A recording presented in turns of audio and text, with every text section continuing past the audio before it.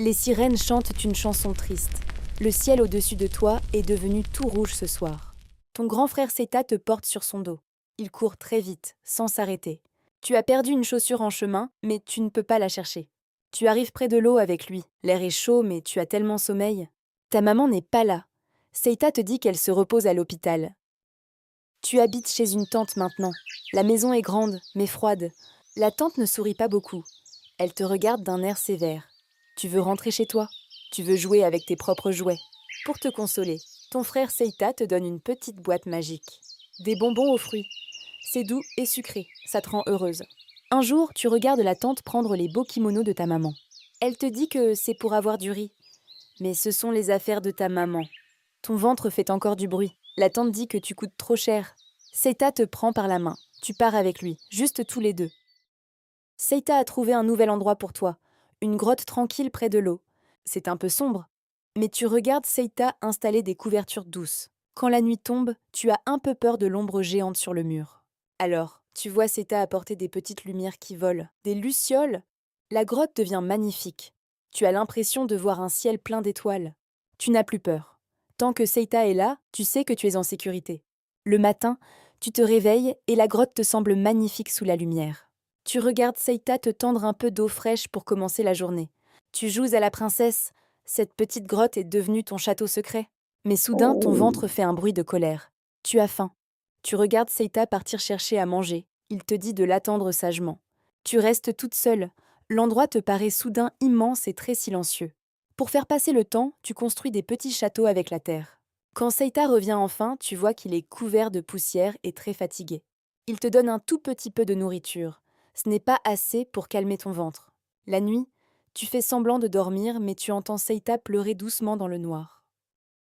Le lendemain matin, tu sors avec lui pour te laver près de la rivière. Tu plonges tes petites mains dans l'eau claire. C'est froid, mais ça fait du bien. Tu essaies d'attraper un petit poisson brillant, mais il file trop vite entre tes doigts. Tu aides ton grand frère à poser vos vêtements mouillés sur l'herbe pour les sécher. Tu ris aux éclats en le voyant courir après une grenouille sauteuse. De retour dans la grotte, l'air te semble soudain plus lourd et plus froid. Tu regardes la petite boîte de riz. Elle est complètement vide maintenant. Tu commences à avoir très chaud. Tes joues te brûlent et tu te sens faible. Tu fermes les yeux pendant que Seita te chante doucement ta berceuse préférée. Tu as tellement sommeil et ta maman te manque plus que jamais ce soir. Tu te réveilles lentement, mais tu n'as plus la force de te lever de ta couverture. Ton frère Seita n'est pas là. Tu l'attends sagement en serrant ta petite poupée contre toi. Ta boîte à bonbons est vide, alors tu mets des petites billes de verre à l'intérieur. Tu secoues la boîte. Le bruit te rappelle les bonbons et ça te fait sourire un peu. Ton ventre ne fait même plus de bruit aujourd'hui. Il est juste lourd et endormi. Tu trouves un peu de terre douce et tu commences à faire de petites boules avec tes mains. Tu imagines que ce sont de délicieuses boulettes de riz bien chaudes que maman a préparées. Tu as la tête qui tourne doucement. Les murs de la grotte te semblent flous. Tu vois une luciole posée sur ton doigt, mais sa petite lumière est éteinte. Tu lui parles tout bas. Tu lui demandes pourquoi elle dort si tôt aujourd'hui. Quand Seita revient enfin, tu remarques que ses yeux sont très rouges.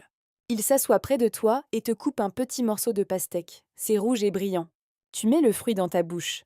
C'est frais et sucré, la chose la plus douce du monde. Tu lui souris faiblement et tu murmures « C'est délicieux, merci grand frère ». Tu sens sa main caresser doucement tes cheveux.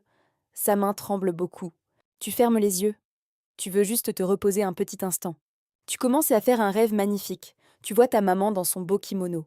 Dans ton rêve, il y a de la lumière, des rires, et tu n'as plus jamais faim. De très loin, tu entends la voix de Seita qui t'appelle doucement. Mais l'air est si doux ici. Tu décides de dormir encore un peu. Le silence dans la grotte n'a jamais été aussi profond. Tout est calme. Tu n'entends plus les sirènes. Tu n'entends plus les avions. Tu n'entends que le bruit des larmes de Seita qui tombent sur le sol en terre. Il te prend doucement dans ses bras. Ses bras sont chauds et tremblants. Tu aimerais lui dire de ne pas pleurer, que tu te reposes très bien. Il met tes vêtements préférés dans un grand panier avec tes petits jouets. Ta petite poupée, ton petit ours, ils vont t'accompagner dans ton grand sommeil. Il glisse même ta boîte de bonbons Sakuma Drops vide près de tes mains. Tu vois qu'il prépare un lit de paille et de feuilles pour toi à l'extérieur. Mais ton esprit est déjà parti. Tu es légère comme une plume dans le vent. Le soleil se couche et peint le ciel d'une couleur douce. La nuit arrive, mais cette fois, la grotte n'est pas effrayante. Soudain, de petites lumières commencent à briller dans l'obscurité. Une luciole, puis 10, puis des centaines de lucioles. Elles dansent autour de toi. Elles sont venues te dire au revoir. Tu deviens l'une d'entre elles, une petite lumière dorée, libre et belle. Tu voles hors de la grotte, au-dessus de la rivière, au-dessus de ton frère. Ne pleure pas, Seita, je n'ai plus faim, je n'ai plus mal. Je suis avec maman maintenant, et on t'attendra ici, toujours. Les lucioles brillent une dernière fois avant de s'éteindre dans la nuit paisible.